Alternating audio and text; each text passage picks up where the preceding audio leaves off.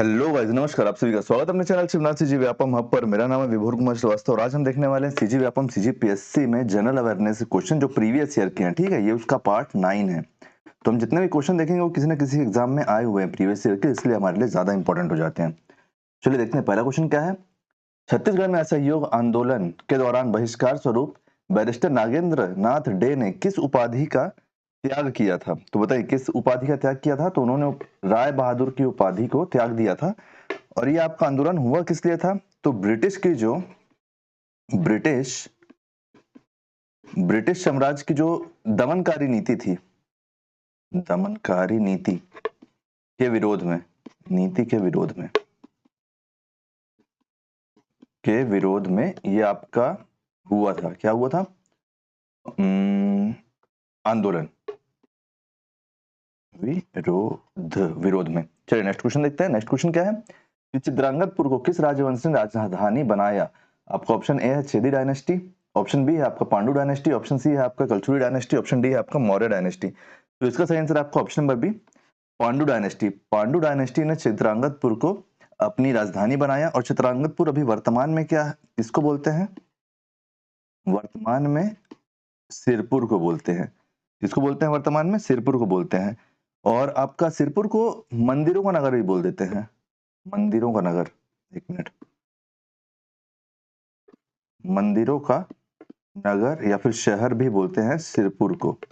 मंदिरों का नगर या फिर सिरपुर भी बोलते हैं आप, मंदिरों का नगर या फिर मंदिरों का शहर भी बोलते हैं सिरपुर को। आपका जो पांडु डायनेस्टी है, पांडु डायनेस्टी का जो संस्थापक है, बताइए संस्थापक कौन है पांडु डायनेस्टी का? अब इसको अपन दो तरीके से देखते हैं। अगर आप कलिंजर शिलालेख देखोगे, क्या देखोगे? कलिंजर शिलालेख। तो कलिंजर शिलालेख के अनुसार आपका पांडु राजवंश का जो संस्थापक था वो था उदयन। और जबकि वास्तविक किसे माना जाता है? तो वास्तविक माना जाता है आपका इंदबल को। इंदबल वास्तविक आपका माना जाता है इंदबल को, और कलिंजर शिलालेख के अनुसार माना जाता है उदयन को। कितने लोग को जानकारी पता था? आप लोग कमेंट में जरूर बताना, स्क्रीनशॉट ले लो इसका। अपन हर क्वेश्चन के साथ साथ उसका कुछ कुछ डिटेल भी देखेंगे, तो अगर आपको जो जो चीज अच्छा लगेगा तो आप उसका स्क्रीनशॉट ले लेना जो आपको इंपॉर्टेंट लगेगा। क्वेश्चन थर्ड, रतनपुर के किस राजा के कार्यकाल में मराठा सेनापति भास्कर पंत ने आक्रमण किया था? ऑप्शन ए है आपका रतनराज, ऑप्शन बी है आपका रघुनाथ सिंह, ऑप्शन सी है आपका पृथ्वीदेव प्रथम, ऑप्शन डी है आपका अमर सिंह। तो इसका सही आंसर आपका ऑप्शन नंबर बी, राजा रघुनाथ सिंह। राजा रघुनाथ सिंह के समय आपका मराठा सेनापति भास्कर पंत ने आक्रमण किया था। युद्ध नहीं हुआ था क्योंकि रघुनाथ सिंह ने आत्मसमर्पण कर दिया था। और यहीं से आपका कलचुरी वंश का साम्राज्य, मतलब कलचुरी वंश का साम्राज्य खत्म हुआ। कलचुरी वंश का शासन खत्म हुआ और आपका मराठा साम्राज्य की नींव पड़ी। मराठा शासन की नींव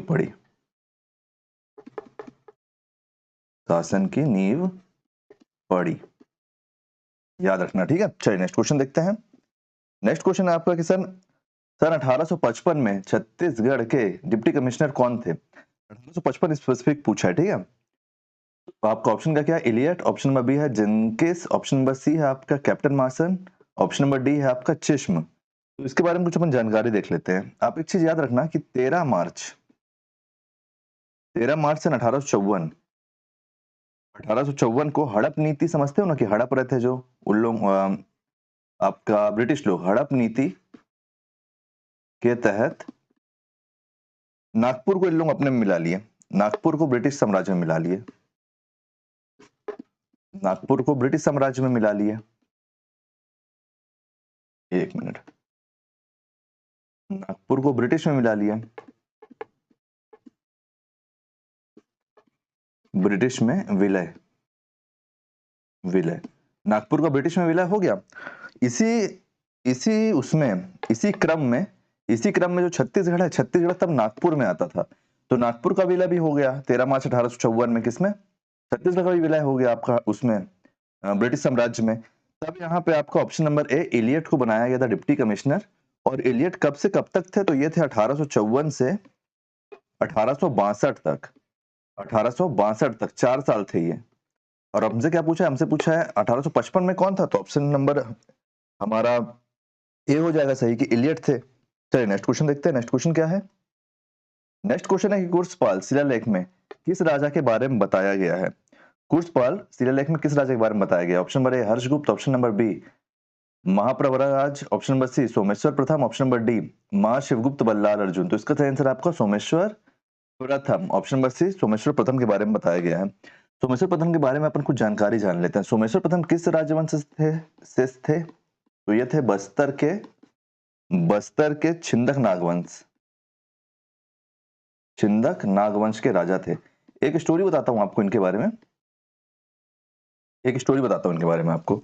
जो सोमेश्वर प्रथम थे, इन्होंने कलचुरी राजा को हराया। फिर कलचुरी राजा के जो बेटे हुए आपका जाजल्लदेव प्रथम। जाजल्लदेव प्रथम जब अपने पावर में आए, तब इन्होंने सोमेश्वर प्रथम को ललकारा। सोमेश्वर प्रथम को इन्होंने हरा दिया, हराकर अपने पिताजी का बदला लिया। सोमेश्वर प्रथम की आयु कितनी थी तब? सोमेश्वर प्रथम की आयु थी तब 80 वर्ष।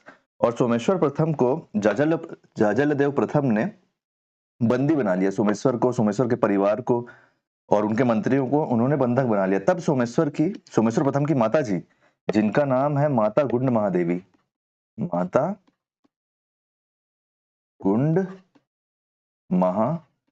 जो बस्तर साइड के होंगे उनको इनके बारे में जरूर पता होगा। माता गुंड महादेवी जो थी, उन्होंने आग्रह किया। किससे किया आग्रह? माता गुंड महादेवी सोमेश्वर प्रथम की माता जी थी, ठीक है।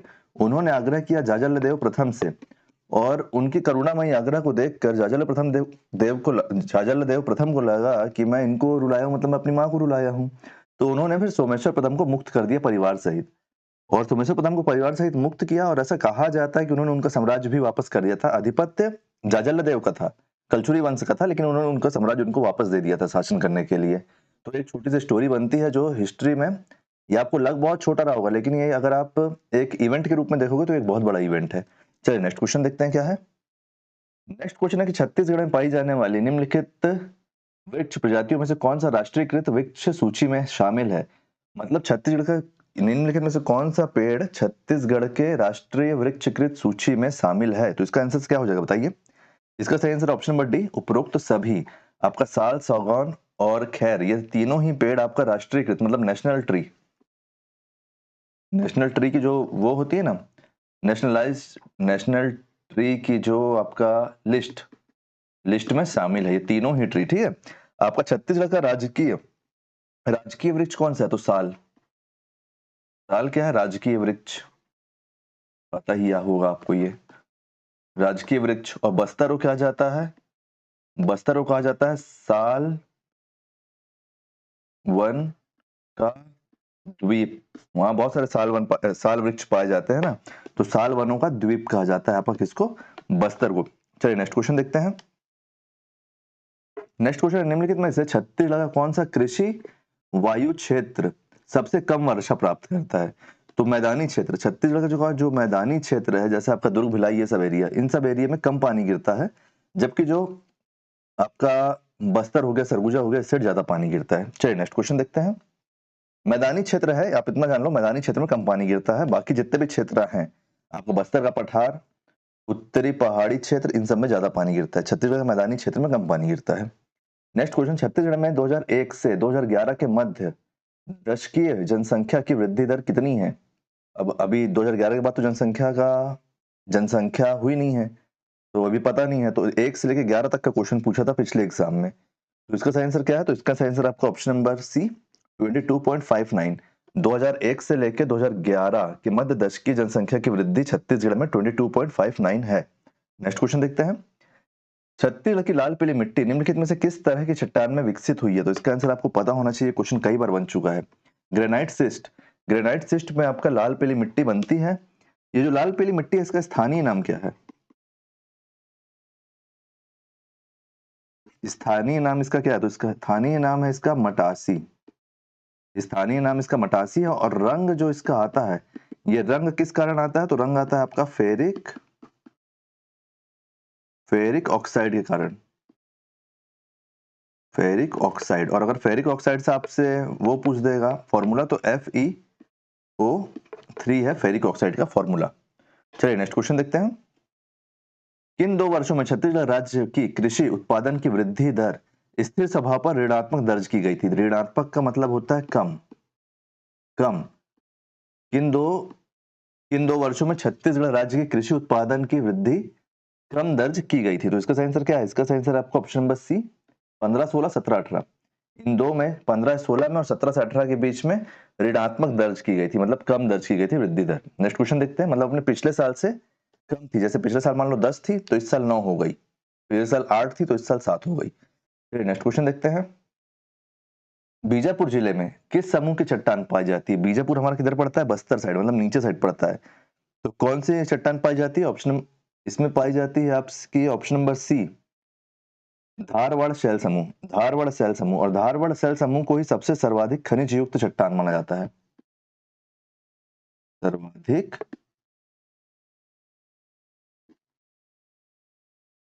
खनिज युक्त चट्टान, चट्टान। चलिए नेक्स्ट क्वेश्चन देखते हैं। नेक्स्ट क्वेश्चन क्या है? छत्तीसगढ़ में किन हवाओं में वर्षा होती है?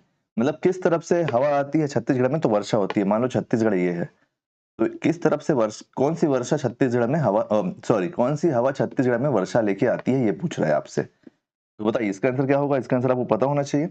ऑप्शन नंबर बी, दक्षिण पश्चिम मानसून। दक्षिण पश्चिम मानसून मतलब पूरब पश्चिम उत्तर दक्षिण, पूरब पश्चिम, तो दक्षिण से पश्चिम मतलब इधर से जो हवा आएगी वो मानसून लेके आती है छत्तीसगढ़ में। ठीक है, देखो ये है आपका पूरब, ये पश्चिम, ये उत्तर और ये दक्षिण, तो इधर की हवा लेके आती है, इधर की हवा लेके आती है। आपको पता होना चाहिए, डायग्राम से आपको ज्यादा याद रहेगा, है ना। चलिए नेक्स्ट क्वेश्चन देखते हैं। नेक्स्ट क्वेश्चन क्या है? निम्नलिखित में से छत्तीसगढ़ राज्य का सब कौन सा वन वृत्त वनों की उपलब्धता की दृष्टि से सबसे बड़ा है? तो मैं जानता हूं इसमें सबसे ज्यादा लोग आंसर लगाएंगे बस्तर, लेकिन बस्तर नहीं है। ऑप्शन नंबर ए, बिलासपुर फॉरेस्ट सर्कल जो है वो सबसे बड़ा है। छत्तीसगढ़ राज्य के टोटल आपका फॉरेस्ट एरिया का 44% कवर करता है ये, क्योंकि 44% कवर करता है, क्योंकि ये आपका इधर सरगुजा साइड से भी कवर करते हुए पेंड्रा का जो अमरकंटक का जंगल का आधा हिस्सा छत्तीसगढ़ में, आधा एमपी में है, आधा अनूपपुर जिले में है एमपी के, और आधा है आपका पेंड्रा जिले में जो नया जिला बन गया है, और बिलासपुर तक फैला हुआ है। तो आपका ये 44% कवर करता है छत्तीसगढ़ का टोटल वन भाग का, बिलासपुर, है ना। नेक्स्ट क्वेश्चन देखते हैं। छत्तीसगढ़ का वह विद्रोह कौन सा है जिसे बस्तर का मुक्ति संग्राम के नाम से जाना जाता है? बस्तर के मुक्ति संग्राम के नाम से किस विद्रोह को जाना जाता है? ऑप्शन ए, कोल विद्रोह। ऑप्शन नंबर बी, लिंगागिरी विद्रोह। ऑप्शन नंबर सी, तारापुर विद्रोह, या फिर ऑप्शन नंबर डी आपका परलकोट। तो इसका सही आंसर आपको ऑप्शन नंबर बी, लिंगागिरी विद्रोह। ये विद्रोह हुआ कब था? सबसे पहली बात, ये विद्रोह हुआ था 1856 में, ब्रिटिशर से आजादी के लिए हुआ था, ब्रिटिश सरकार से आजादी के लिए किए थे। और इसका नेतृत्व किन्होंने किया था? तो इसका नेतृत्व किया था आपका ध्रुवा राव माड़िया ने। ध्रुवा माड़िया ने नेतृत्व किया था।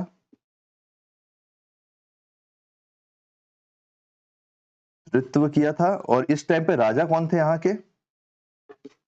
इस टाइम पे राजा कौन थे? तो इस टाइम पे राजा थे आपके भैरम देव, भैरम देव थे राजा, भैरम देव राजा थे। ठीक है, चलिए नेक्स्ट क्वेश्चन देखते हैं अपन। नेक्स्ट क्वेश्चन है, मांदर। मांदर किस वर्ग का वाद्य यंत्र है? मांदर किस वर्ग का वाद्य यंत्र है? ऑप्शन नंबर ए आपका तात, ऑप्शन नंबर बी आपका वितत, ऑप्शन नंबर सी है आपका घन, ऑप्शन नंबर डी है आपका सुशिर। तो इसका सही आंसर आपका ऑप्शन नंबर बी, वितत। तो आप एक जो पेड़ होता है, लकड़ी, लकड़ी जो पाई जाती है, लकड़ी का जो तना होता है, तो खोखले तने के दोनों तरफ चमड़ा बांध के इसको बनाया जाता है। ठीक है, चमड़े को बांध दिया जाता है और दोनों तरफ से इसको बजाया जाता है, और एक खोखला रहता है इसलिए साउंड निकलता है। तो ये तबले जैसा ही रहता है, लेकिन ये प्योर लकड़ी के बीच के तने के हिस्से से इसको बनाया जाता है, खोखला रहता है बीच से भाग। ठीक है, और इस माता देवी, माता देवी के गीत गाने के लिए इसको यूज किया जाता है, माता देवी के प्रशंसा में गीत, माता देवी की प्रशंसा गीत, अच्छा, गीत गाने के लिए। चलिए नेक्स्ट क्वेश्चन देखते हैं। इकलामा लोह अयस्क क्षेत्र किस जिले में स्थित है? ऑप्शन नंबर ए है राजनांदगांव, ऑप्शन नंबर बी है पखांकेर, ऑप्शन नंबर सी है दुर्ग या फिर ऑप्शन नंबर डी है कबीरधाम। तो इसका सही आंसर है आपका option number D, Kabirdham. Kabirdham में इकलामा लोह अयस्क क्षेत्र स्थित है। इसके साथ साथ आपका चेलिकलामा, एक मिनट, चेलिक लामा। अब आपको इकलामा याद रहेगा तो आपको चेलिक लामा भी याद रहेगा, ठीक है, या फिर चेलिक लामा याद रहेगा तो इकलामा याद रहेगा। चेलिक लामा और चिल्फी घाटी, चिल्फी घाटी, ये दोनों भी आपका कहाँ आ जाएगा? तो आपका आ जाएगा कबीरधाम में। चलिए नेक्स्ट क्वेश्चन देखते हैं। ये दोनों क्षेत्र भी है ना। इस योजना के माध्यम से नरवा घुरवा धुरवा और बाड़ी का अभियान छत्तीसगढ़ शासन द्वारा किया गया था। ऑप्शन ए पशुधन मित्र योजना, ऑप्शन नंबर बी पौनी पसरी योजना, ऑप्शन नंबर सी किसान न्याय योजना या फिर ऑप्शन नंबर डी सुराजी गांव योजना। तो इसका सही आंसर आपका ऑप्शन नंबर डी, सुराजी गांव योजना। और इसकी शुरुआत किन्होंने की थी? तो इसकी शुरुआत की थी हमारे पूर्व मुख्यमंत्री श्री भूपेश बघेल जी ने। नेक्स्ट क्वेश्चन देखते हैं। गांव के जो किसान हैं उनको आर्थिक रूप से समृद्ध करने के उद्देश्य से इसको चालू किया गया था। नेक्स्ट क्वेश्चन है आपका कि छत्तीसगढ़ गोधन न्याय योजना किस तिथि को प्रारंभ हुई? तो इसका सही आंसर क्या हो जाएगा? इसका सही आंसर आपका ऑप्शन नंबर सी 20 जुलाई 2020। 20 करके आप याद रखना इसको। 20 जुलाई 2020 को छत्तीसगढ़ गोधन न्याय योजना चालू की गई थी और इसकी शुरुआत भी आपका पूर्व मुख्यमंत्री भूपेश बघेल जी ने की थी। नेक्स्ट क्वेश्चन, छत्तीसगढ़ी लोक साहित्य का अध्ययन के रचनाकार कौन है? छत्तीसगढ़ी लोक साहित्य का अध्ययन नामक बुक के रचनाकार कौन है? Option number A doctor Narendra Dev Verma, option number B doctor Chitranjan, option number C Dayashankar Shukla, option number D doctor Vinay Kumar Pathak. तो इसका सही आंसर आपका option number C Dayashankar Shukla ji. और कब हुआ था इसका प्रकाशन? तो इसका प्रकाशन हुआ था 1969 में। 1969 में इसका प्रकाशन हुआ था। चलिए नेक्स्ट क्वेश्चन देखते हैं कि झंडा सत्याग्रह बिलासपुर में कब प्रारंभ हुआ? झंडा सत्याग्रह बिलासपुर में कब प्रारंभ हुआ? हमसे बिलासपुर के बारे में पूछा, तो बिलासपुर का सही आंसर हो जाएगा आपका ऑप्शन नंबर डी 31 मार्च 1923 को झंडा सत्याग्रह बिलासपुर में प्रारंभ हुआ। और कौन सी जगह पे हुआ था? तो टाउन हॉल में। उस टाइम पे बिलासपुर का जो टाउन हॉल है वहां पे राजपूत सम्मेलन चल रहा था। क्या चल रहा था? राजपूत सम्मेलन चल रहा था, वहीं पर झंडा सत्याग्रह प्रारंभ हुआ। और अगर आपसे पूछेगा कि शुरुआत कहां से हुई थी, तो शुरुआत हुई थी मध्य प्रांत। मध्य प्रांत में कहां शुरुआत हुई थी? तो एक मिनट ना, मध्य प्रांत, मध्य प्रांत में आपका शुरुआत हुई थी इसके 18 मार्च 1923 को। 18 मार्च 1923 को, 18 मार्च 19, अब उस टाइम तो व्हाट्सएप का जमाना था नहीं कि उस दिन वहां चालू हुआ तो उसी दिन यहाँ भी चालू हो जाए। तो आपका 18 मार्च 1923 को मध्य प्रांत में चालू हुई थी। मध्य प्रांत में कहां पे? जबलपुर में। जबलपुर में चालू हुआ था ये, और यहाँ से 15 दिन में, 13 दिन 15 दिन में आपका 31 मार्च 2023 को बिलासपुर में चालू हो गया था। तो उम्मीद करता हूँ ऐसे सारे क्वेश्चन आपको समझ में आए होंगे। ये सारे क्वेश्चन आपका सीजीपीएससी एग्जाम में आ चुके हैं ना, सीजीपीएससी एग्जाम में आ चुके हैं, इसलिए हमारे लिए सीजीपीएससी एग्जाम और व्यापम के सभी एग्जाम के लिए इंपॉर्टेंट हो जाता है, क्योंकि क्वेश्चन तो वही घूम फिर के बनते हैं और उसी से रिलेटेड क्वेश्चन निकलते हैं। तो उम्मीद करता हूँ गाइस कि वीडियो आपको पसंद आया होगा। अगर कहीं पे भी कोई भी डाउट होगा तो कमेंट में पूछ लेना। वीडियो को अच्छा लगा उसका फीडबैक जरूर देना। वीडियो अगर अच्छा लगा तो वीडियो को लाइक कीजिए, वीडियो को शेयर कीजिए। आने वाले वीडियो के लिए चैनल बने रहिए, चैनल को सब्सक्राइब कीजिए। Thank you.